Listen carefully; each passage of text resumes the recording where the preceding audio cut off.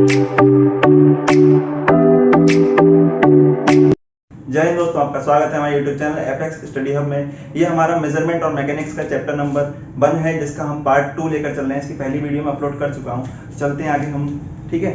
देखिए यहाँ पर हमारे पास सबसे पहले हम बात करने वाले हैं इस वीडियो में हम क्वांटिटीज की, जो फिजिकल क्वांटिटीज हैं। तो पहली हम जो है फिजिकल क्वांटिटी है वो है स्केलर क्वांटिटीज, ठीक है। स्केलर क्वांटिटीज कौन होती हैं उनकी बात करेंगे, वेक्टर क्या होती है उसकी बात करते हैं। तो सबसे पहले देखिए जानिए स्केलर क्वांटिटीज क्या होती हैं। ऐसी जितनी भी क्वांटिटीज जिन्हें एक्सप्रेस करने के लिए केवल और केवल क्वांटिटी की जरूरत होती है, ऐसी क्वांटिटी को हम बोलते हैं स्केलर क्वांटिटी।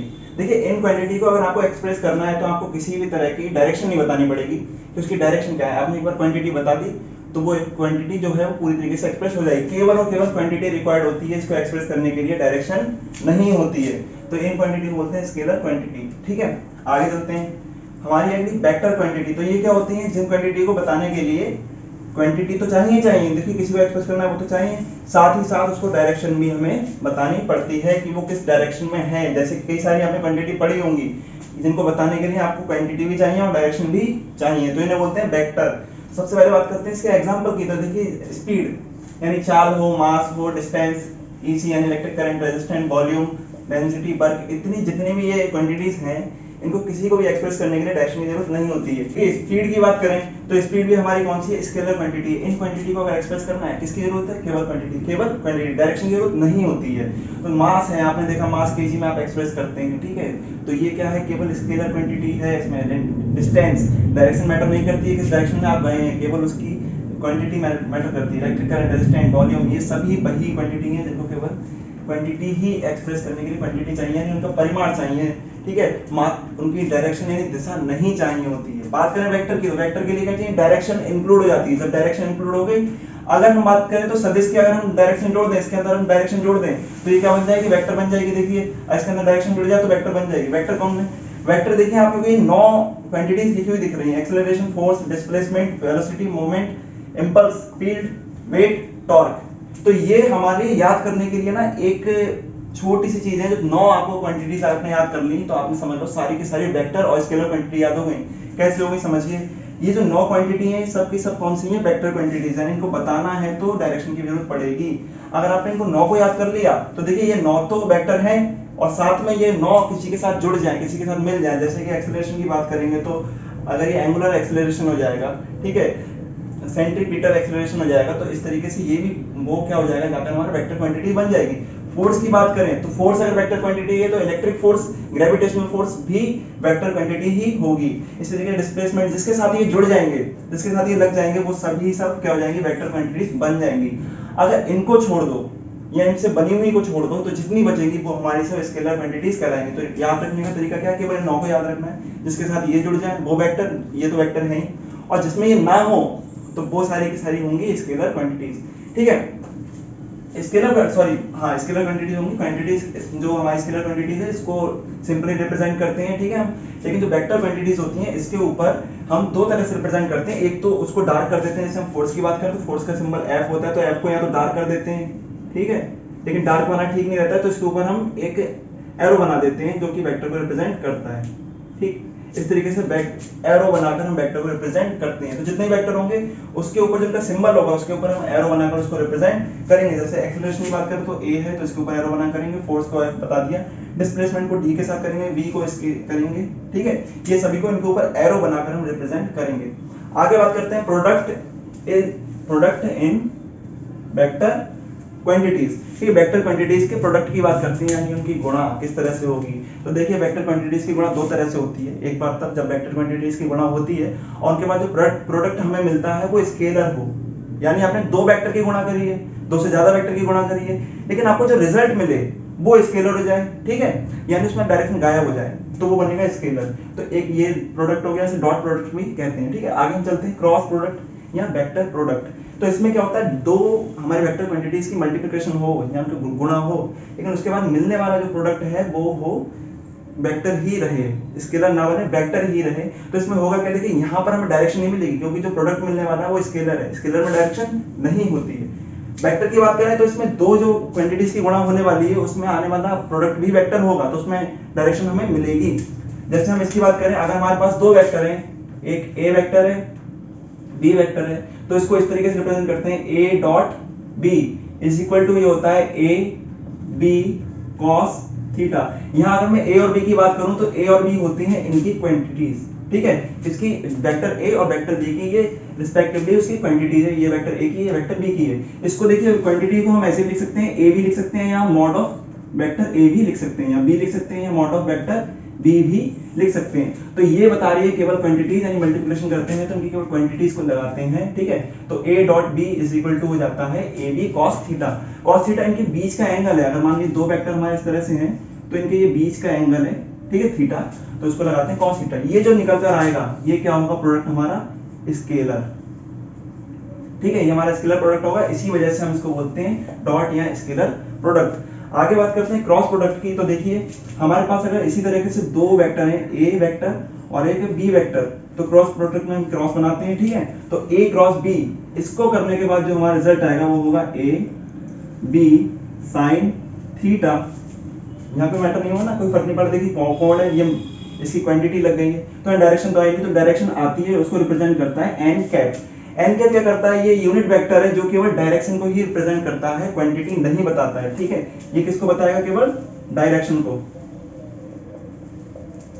ठीक, तो इसको ध्यान रखना है, डायरेक्शन को बताएगा। यहाँ पर a और b वही है, इन दोनों के क्या है, क्वांटिटी है, परिमाण है, और sin थीटा वही उनके बीच का बना हुआ एंगल है, और एन कैप उसकी डायरेक्शन को बता रहा है।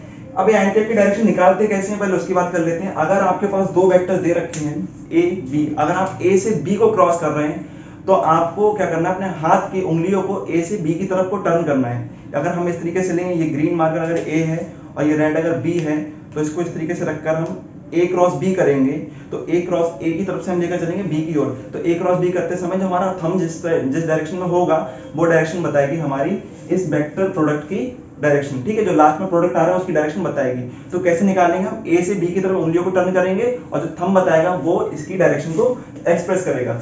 आगे बात करें, अगर आप b क्रॉस a करते हैं तो डायरेक्शन उल्टी हो जाएगी। देखिए b इस साइड पे, तो b क्रॉस a करेंगे, क्योंकि जिधर से आप पहला लिखते हैं उस तरफ से उंगली को टर्न करते हैं, ठीक है। तो b क्रॉस a करेंगे तो थंब नीचे जाएगा, तो डायरेक्शन नीचे हो जाएगी। तो ये तो हो गए आपके प्रोडक्ट। इसके अलावा और भी चीजें हमारी, जैसे हमारे पास एक कोई वेक्टर a है, ठीक, तो इस वेक्टर को हम इसको वियोजित कर सकते हैं तीन डायरेक्शन के अंदर, ठीक है। कैसे, ये जैसे हमारा हो गया z एक्सिस हो गया, ये हमारा हो गया x एक्सिस, ये y एक्सिस। अगर हमारे पास कोई वेक्टर a है, ठीक है, तो इसको एक्सप्रेस कर सकते हैं, कैसे करेंगे, देखिए x डायरेक्शन में जो हमारा एकांक सदिश होता है, यहाँ हम कहें तो ये हमारा होता है i कैप, ठीक है।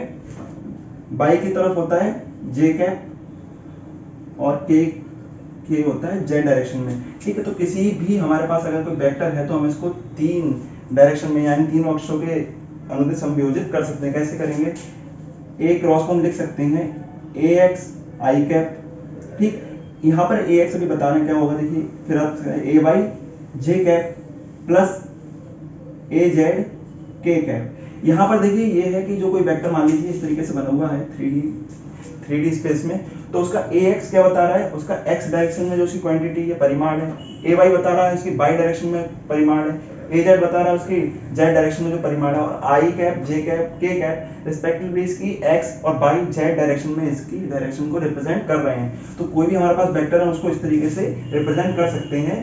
एक vector a equal to ax i cap, ay j cap और az k कैप। अगर मान लीजिए यहाँ पर कोई दूसरे, अगर ये केवल 2D में हो तो एक गायब हो जाएगा, सही है, हो सकता है कोई भी गायब हो सकता है, तो ax i कैप या ay j कैप ही रह जाएगा। आगे बात करें तो हम इसके परिमाण को, कि एक हमारे पास वेक्टर है तो उसके परिमाण को कैसे व्यक्त करेंगे। तो देखिए कैसे इसको रिप्रेजेंट करेंगे। हमारे पास अगर a वेक्टर लिखा हुआ है उसका हमें क्या निकालना है, मॉड, यानी क्वांटिटी इसकी निकालनी है। तो इसको देखिए ax है, तो जो i हर किसी के गुणा में है ना, i के j के कैप पे, तो इसका स्क्वायर कर दीजिए, ax square plus ay square plus az square और इसका पूरे का होल का अंडर रूट, ठीक है। तो ये हमारा रिप्रेजेंट करेगा क्या, a का क्वांटिटी, ठीक है। तो इस तरीके से निकालते हैं। कोई भी हमारे पास अगर वेक्टर दे रखा है तो इसी तरह से निकालेंगे। मान लीजिए अगर आपको कोई एक नहीं दिया है, जैसे k कैप नहीं है या j कैप नहीं, तो उसको आप इरेज कर देंगे, ठीक है। तो बाकी बचे को इसकी क्वांटिटी को बताने लगेगा। आगे कई सारी चीजें हैं, जैसे कि अगर हम डॉट प्रोडक्ट की बात करें तो देखिए i और i, जैसे i डॉट i की बात करें, यहाँ हम बात करें j डॉट j की बात करें, बराबर हम बात करें के डॉट के की, तो इन सबकी वैल्यू 1 होती है। अब समझिए इसकी वैल्यू 1 कैसे होती है, क्योंकि देखिए हम आई कैप से ही क्या कर रहे हैं, डॉट प्रोडक्ट। तो आई के साथ एंगल कितना होगा, 0 डिग्री। ठीक है, कितना होगा, 0 डिग्री। अब यहाँ पर हम बात करते हैं आई कैप या जे कैप, के कैप, ये सभी क्या है, यूनिट वेक्टर है, ये केवल डायरेक्शन को बता रहे हैं। तो इनका जो क्वांटिटी है वो 1 है। तो अगर हम जैसे एक एग्जांपल ले लेते हैं आई कैप, तो यहाँ पर हमारे पास लगेगा क्या, आई का मान क्या होता है, 1 हो जाएगा, इसका भी हो जाएगा 1। बात करें कॉस थीटा आता है ना, तो थीटा हम बता चुके हैं कितना होता है, थीटा इसके बीच में 0, क्योंकि लाइन इसके ऊपर ही है, आई कैप, तो इसके बीच में हो जाएगा एंगल 0। तो कॉस 0 का मान होता है 1, तो पूरी वैल्यू हो जाती है 1। तो आई कैप, जे कैप, के कैप, इनका जो डॉट प्रोडक्ट है वो आता है 1। ये ध्यान रखने वाली बात है। ठीक, इसी तरीके से क्रॉस प्रोडक्ट की बात करें इनके, तो I cap cross I cap is equal to K cap cross K cap is equal to J cap cross J cap. इसकी जो वैल्यू आती है वो आती है 0। ठीक है, ये 0 कैसे आती है उसकी बात करते हैं। तो इनकी वैल्यू 1 कैसे आती है देखते हैं। देखिए आई कैप, तो अगर आई और आई के बीच के एंगल की बात करें तो वो तो देखिए वही रहेगा, थीटा इज इक्वल टू 0। लेकिन हम बात क्या कर रहे हैं, क्रॉस प्रोडक्ट की। तो क्रॉस प्रोडक्ट कैसे करते हैं देखते हैं। I cap cross I cap is equal to हो जाएगा 1, क्योंकि इसकी वैल्यू 1 होती है, और ये 1 हो गया। ठीक है, आगे आ जाता है हमारा साइन 0 डिग्री। ठीक है, एन कैप रहेगा, तो साइन 0 का मान क्या होता है, 0, तो ये पूरी वैल्यू 0 हो जाती है। इसी तरीके से जे कैप का दोनों के बीच में एंगल 0 होगा, के कैप के बीच में एंगल 0 होगा, तो उनकी वैल्यू भी क्या हो जाएगी, 0 हो जाएगी। I cap cross J cap is equal to आता है हमारे पास के, कैसे आता है बात करेंगे आगे। देखिए आता है के कैप, इसी तरीके से हमारे पास आता है जे कैप क्रॉस के कैप, ये हमारे पास आता है आई। ठीक है, आई कैप, और आगे बात करें तो हमारे पास के कैप क्रॉस आई कैप बराबर आता है जे कैप। कैसे आता है देखते हैं। देखिए आप इसको एक साइक्लिक ऑर्डर में रख लीजिए, कैसे, आई जे और के। ठीक है, तो आप इसके क्रॉस प्रोडक्ट करते जाएंगे तो कैसे आएगा, जब इसी डायरेक्शन में चल रहा है, कौन सा, एंटी क्लॉकवाइज चल रहा है ना, तो इसी तरीके से चलना है। देखिए आई क्रॉस जे जो आता है हमारा के। ठीक है, इसके नेक्स्ट जो टर्म आएगी वही आएगा, तो आई क्रॉस जे आता है के। इसी तरीके से जे क्रॉस के आता है हमारा आई। इसी तरह से आई के क्रॉस आई की बात करेंगे तो हमारा आएगा जे।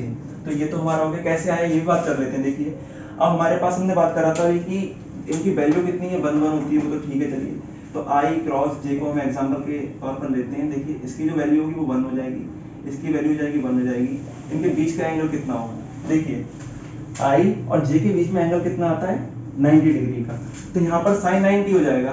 ठीक है, और हमने बात करा था एन कैप की, तो एन कैप होता क्या है, एन कैप होता है उसका यूनिट वेक्टर होता है जो उसकी डायरेक्शन बताता है। और डायरेक्शन कैसे निकलती है, अभी पीछे बात करी थी हमने कि हम ए से बी की तरफ उंगलियों को घुमाते हैं, जहाँ थंब होता है। ठीक है, वो उसकी डायरेक्शन को बता रहा होता है। तो ये जो तीनों एक्सिस है वो जो हमारे परस्पर क्या होती है, एक दूसरे पर लंब होते हैं, परपेंडिकुलर होते हैं। तो जब आप एक्स जो आपका एक्सिस है उसे बाई एक्सिस की तरफ अपनी उंगली को रोटेट करेंगे तो ये जो जेड एक्सिस है वो इस तरफ होता है। ठीक है, तो आई से जे की तरफ आपने रोटेट करेंगे उंगलियों को, तो आपकी जो डायरेक्शन आने वाली है वो किधर आएगी, जेड डायरेक्शन में आएगी, यानी के कैप की डायरेक्शन बताएगी। तो देखिए आई क्रॉस जे, थंब किधर जा रहा है हमारा, जेड एक्सिस की तरफ, यानी जो डायरेक्शन होगी इसकी के कैप से रिप्रेजेंट होगी। तो यहाँ पर आ जाता है क्या, के कैप। बात करें देखिए ये 1 और साइन 90 का मान भी होता है 1, तो आता है के कैप। तो ये समझ में आ गया किस तरीके से, वही लगेगा यहाँ पर जो हमारे क्रॉस प्रोडक्ट वाला तरीका है वही अप्लाई करना है इसको। तो इसी तरीके से आई जे के की तरफ करेंगे तो आई की तरफ डायरेक्शन आएगी,